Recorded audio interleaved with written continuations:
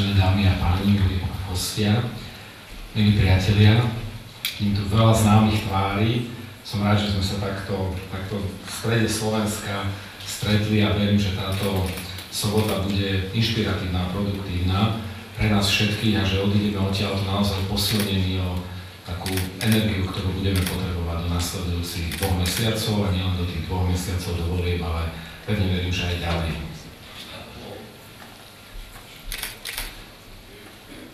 Na úvod mám takú otázku jednu pre vás.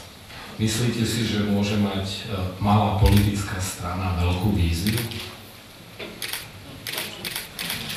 Áno? Môže. No, ja vám poviem, že podľa mňa nemôže, lebo kto má veľkú víziu, predsa nemôže byť malou stranou. Dnes tu máme na Slovensku politické strany, ktoré sú v úvodzovkách veľké počtom, možno členov, masovosťou, kvantitou, ale sú myšlienkovo, programovo, hodnotovo vyprázdnené, sú kvalitatívne slabé, sú personálne chudobné. Na dnešnej programovej konferencii vás chceme presvedčiť o tom, že Únia nie je malá strana. Predstavíme vám víziu, predstavíme program, predstavíme ľudí a budeme spolu diskutovať, lebo sme dokázali spojiť sily ľudí, ktorí chcú spoločne niečo dokázať. A som presvedčený, že my nemáme nízke ciele. My chceme zmeniť Slovensko k lepšiemu, chceme, aby sa tu ľuďom lepšie žilo. Predtým, ako si povieme, čo chceme presadiť, musíme si povedať pravdu o tom, kde sa dnes Slovensko nachádza. Teraz ste sa určite zlákli, že ten prejav bude trvať niekoľko hodín, ale pokúsim sa to naozaj veľmi stručne zhodnotiť v takých 3 bodoch.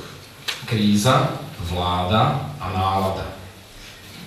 Tak najprv ku kríze, lebo kríza je objektívnym faktom, že naša ekonomika sa ocitla v období recesie.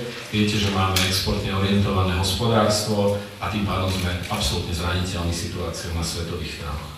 Štát podporoval investície do automobilového priemyslu, stali sme sa montážnou linkou v Európe, jednou z najväčších a samozrejme táto naša nákladová konkurencieschopnosť môže veľmi skoro a rýchlo skončiť, keď sa nájdú iné trhy, kde bude lacnejšia pracovná sila a tie automobily proste odídu. Spomalilo sa nám stavebníctvo, klesá domáci dopyt, sťažený je prístup podnikateľov k úverom, firmy prepúšťajú zamestnancov, stúpa nezamestnanosť. Potom tu máme faktor a to je vláda.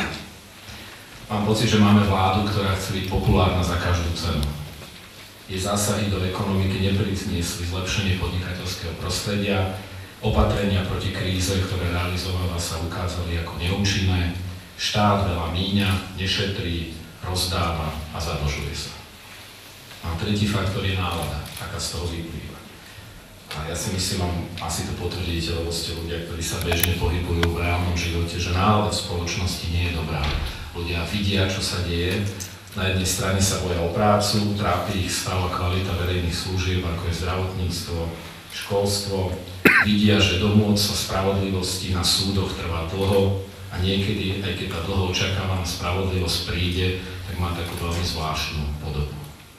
Politikov všetkých do jedného hážu ľudia do jedného vreca, rastie znechutenie a apatia. Ako z toho von? To je tá otázka, na ktorú by sme mali nájsť odpoveď na dnešnej konferencii. Myslím si, že nezmeníme stav na Slovensku, ak nezmeníme politikov, ktorí ho formujú. Kľúčovým problémom je naozaj stav politickej scény.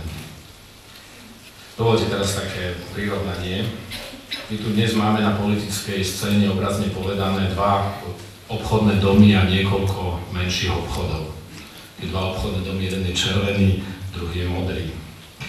Ten prvý obchodný dom, ten červený, je najväčší. Ľudia tam chodia nakupovať, lebo dostávajú zľavy, častokrát býva aj tovar zadarmo.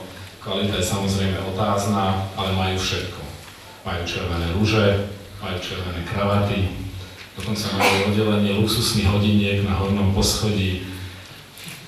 Vedia naozaj zaujať. Teraz ich trochu trápili emisie, ktoré z vedľajšieho takého menšieho obchodu, s ktorým spolupracujú, sa im dostalo do ich obchodného domu, ale oni to určite dokážu vyvetrať. Druhý obchodný dom je modrý.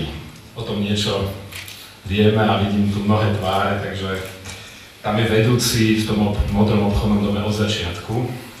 Spočiatku mal aj dobré nápady, kupujúcim zaviedol rovnú daň, mal dobré kontakty v zahraničí, takže ten tovar bol taký celkom zaujímavý, no len potom obchodný dom začal strácať zákazníkov a vedúci nehľadal chybu v sebe, ale hľadal chybu všade okolo. Tak najprv odhalil takú skupinku predavačov, ktorí mu údajne škodili, tak ich prepustil. Neskôr sa našli ďalší predavači, ktorí mu povedali, že nastal čas na zmenu. Tak tých tiež vyhodil a rozpustil všetky oddelenia na prízemí toho obchodného domu.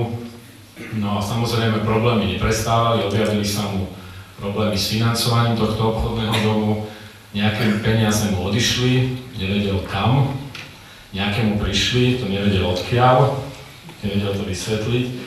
No ale vytrval na svojej stoličke, len vybral teraz z oddelenia kozmetiky jednu vedúcu, ktorá teraz víta zákazníkov v tom modrom obchodnom dome a začína im ponúkať červený tovar. Zákazníci prichádzajú, chápete, že sú zmetení. Nevedia, čo si majú myslieť, mnohí začínajú odchádzať do iného obchodu, takého nového, ktorý teraz tak vyrástol v blízkosti tohto modrého obchodného domu, je taký zeleno-modrý. Jeho vedúci síce nie je fešák, ale má na čele nápad. A v jeho obchodnom dome nájdete všelijaké experimenty, marihuanu napríklad. No výsledok je taký, že ľudia nemajú kde nakupovať. A pretransformovaní, teraz sa vrátim do vážnej politickej reči, ľudia nemajú koho voliť.